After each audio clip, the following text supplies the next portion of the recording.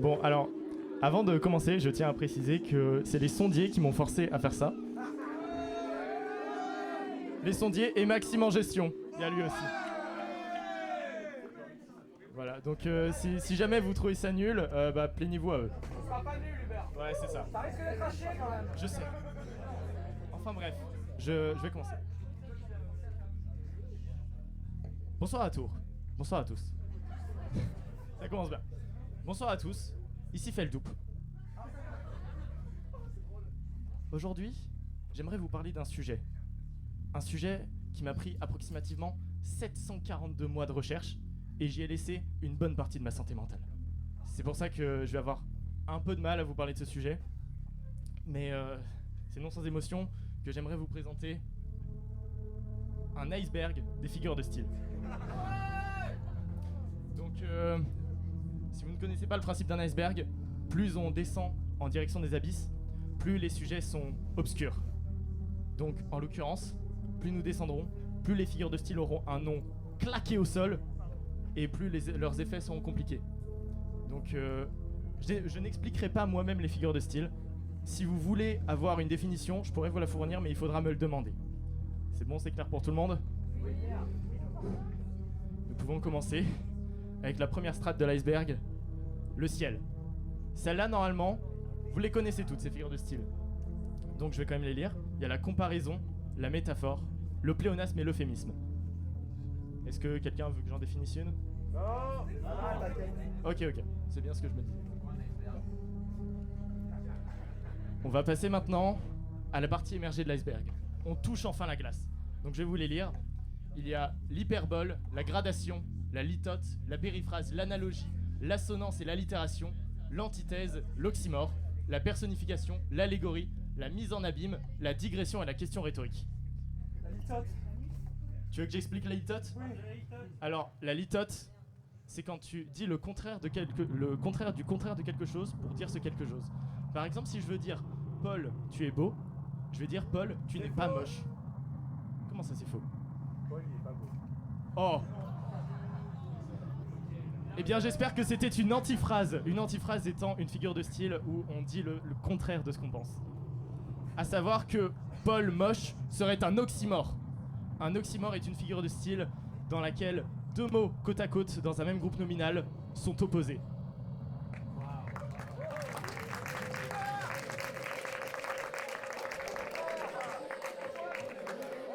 Est-ce qu'il y a une autre des figures de style de la partie émergée de l'iceberg que vous voulez que je vous définisse ? Non.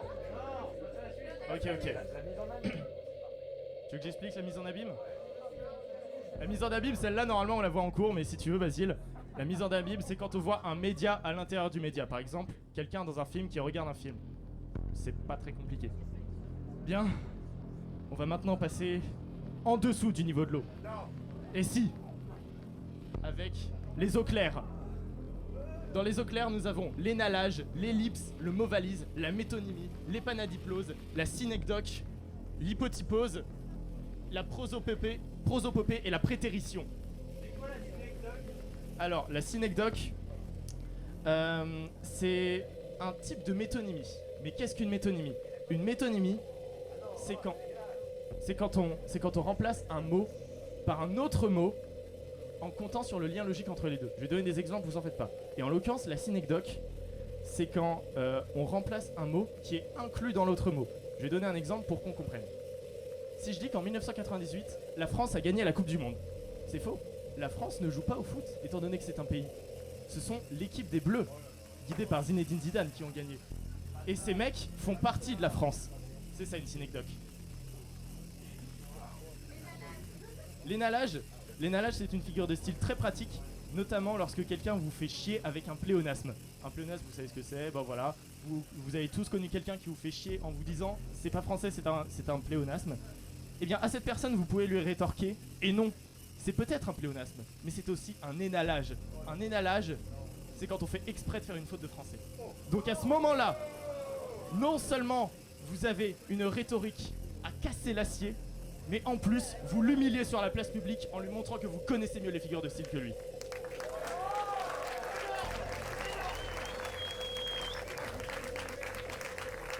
Bien. L'épanadiplose. Eh ben, l'épanadiplose, elle fait partie des figures de style qui ont un nom compliqué mais un effet hyper simple. L'épanadiplose, c'est quand tu commences par un mot et que tu finis la phrase par le même mot. Par exemple, plouf, plouf, la vie parfois fait plouf.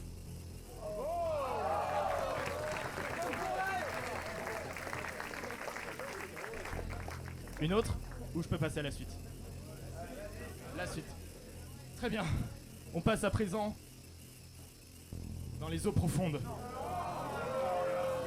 Avec attention, tenez-vous bien. L'homéotéleute, le zeugma, l'antanaclase, le chiasme, l'hyperhypotaxe, l'antonomase et la dernière, l'épizeux. Alors un zeugma, c'est quand t'as la flemme de répéter un verbe et que du coup tu le répètes pas. Exemple, j'étais à la caravane aujourd'hui, j'ai pris le plat du jour et 1 kilo. Tu répètes pas le j'ai pris.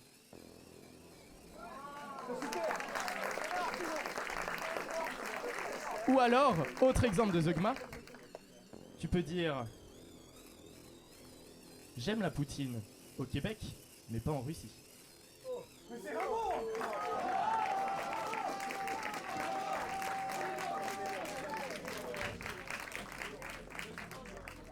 Une autre?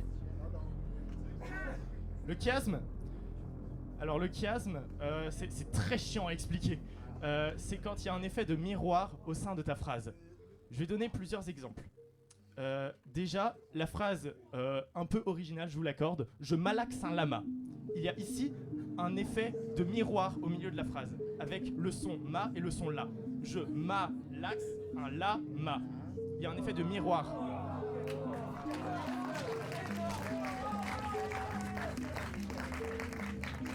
Ici, il y a un chiasme avec des sons, mais on peut aussi utiliser un chiasme avec des classes grammaticales. En l'occurrence, si je vous dis la phrase très coquette de « J'ai pissé dans le lavabo, mais c'est dans la baignoire que j'ai chié », il y a ici un chiasme, car je commence par « j'ai pissé » qui est un verbe, dans le lavabo qui est un nom, mais c'est dans la baignoire qui est un nom que j'ai chié qui est un verbe.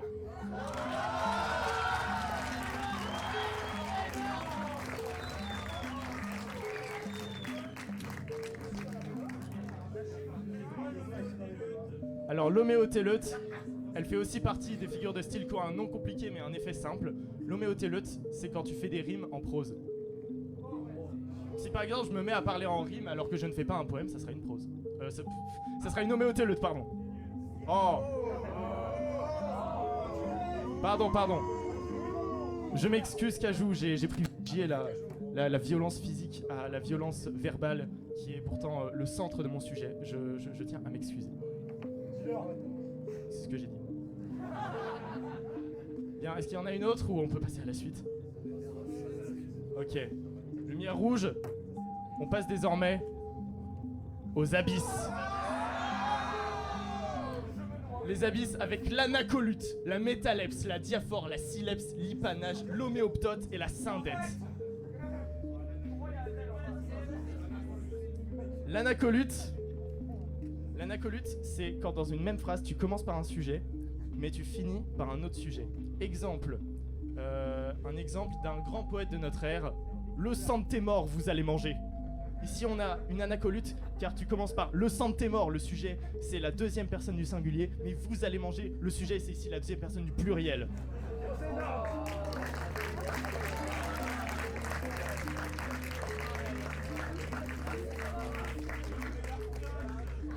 L'homéoptote.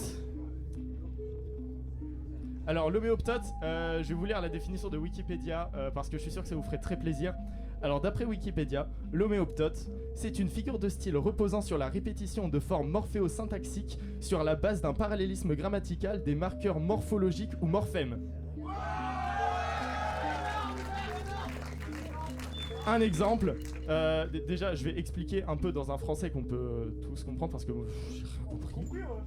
T'as compris toi Paul? Ok bah vas-y explique. Non en gros ça veut dire que tu utilises la même syntaxe plusieurs fois.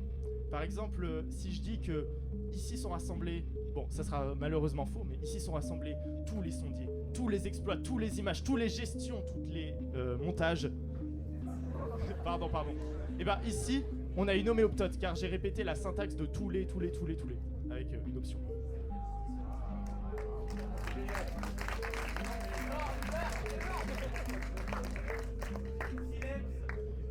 Une syllèpse, alors la syllèpse... Ok, alors, la syllèpse, elle se rapproche de l'énalage. C'est quand tu fais une faute, mais pour qu'on te comprenne mieux. Par exemple, si je dis la phrase, la plupart des gens ici s'en battent la race des figures de style. Il y a une syllèpse, car j'ai fait une faute volontaire. En l'occurrence, j'ai dit la plupart des gens s'en battent la race. Sauf que je devrais dire la plupart des gens s'en bat la race, étant donné que la plupart est singulier. Mais on comprend mieux si je dis la plupart des gens s'en battent la race, donc c'est une syllèpse.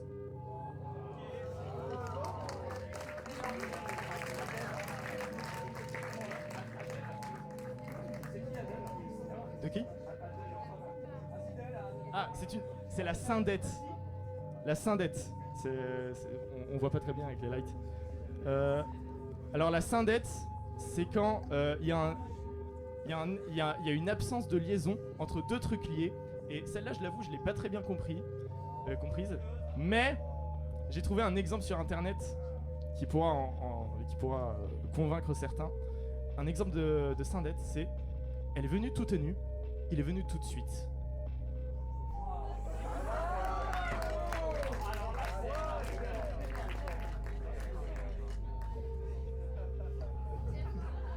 La diaphore? Très bien. Alors, la diaphore, c'est une forme d'antanaclase. Mais je n'ai pas raconté ce que c'était une antanaclase. Une antanaclase, c'est quand on utilise deux fois un même mot, mais il n'a pas le même sens.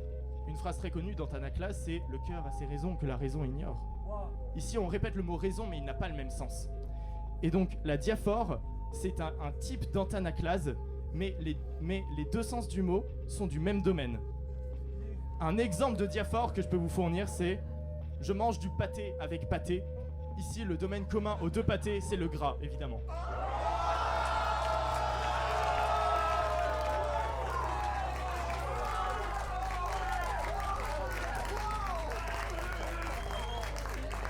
Merci à tous, c'était l'iceberg des figures de style.